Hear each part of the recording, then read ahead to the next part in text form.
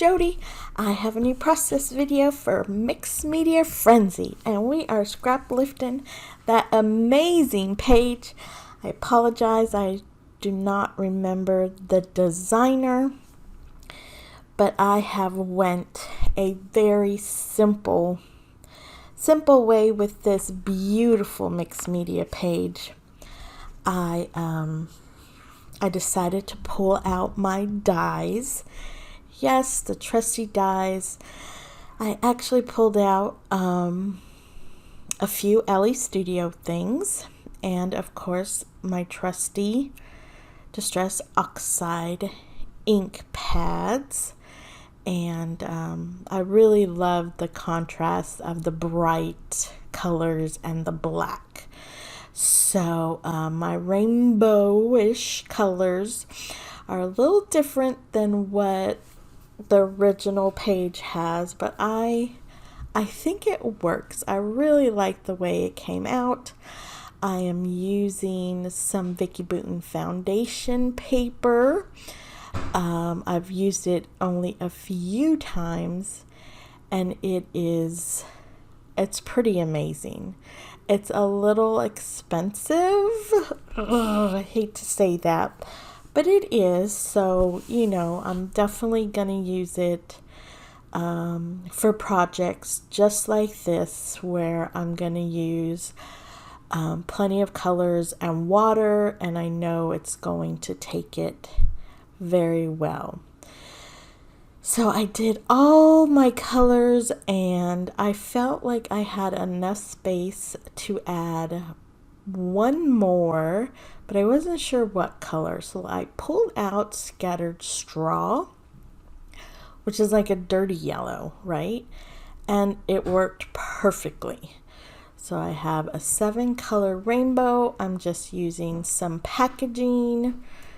I smush my ink down, spritz it with a little water, and smush it down. And I try to make a tiny puddle to let that drip all the way until I'm happy with it. I'm using a little bit of my heat tool and my paper towel roll just to make sure no spots are wet, so I can continue to add my layers. I bring my hearts and stitch hearts back.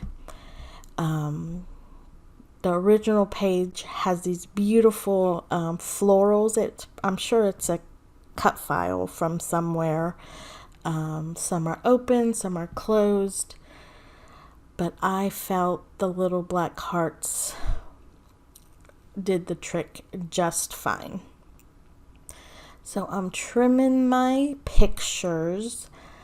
The original has 3, but I had 2 only that I think worked out just fine. These were a couple of years ago. Yeah, a couple of years ago. They seem so little.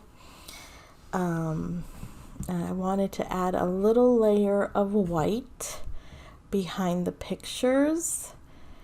And I love that I actually had some black and white ones already printed. So that was that was kind of nice that worked out.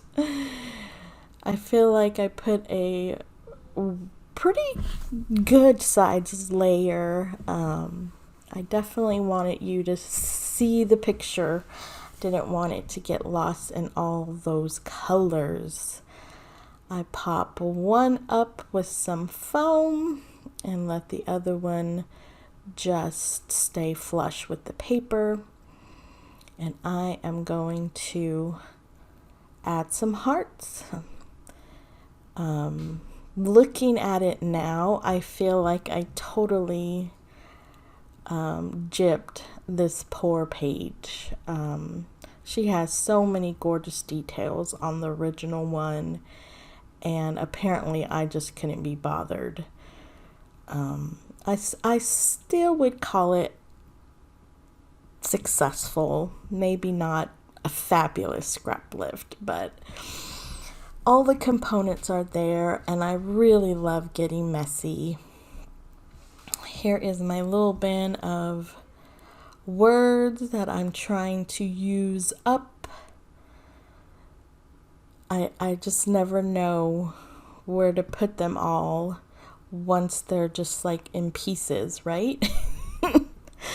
So you make a drawer full of them, and then I'm trying to pick and choose at least a couple to make a title.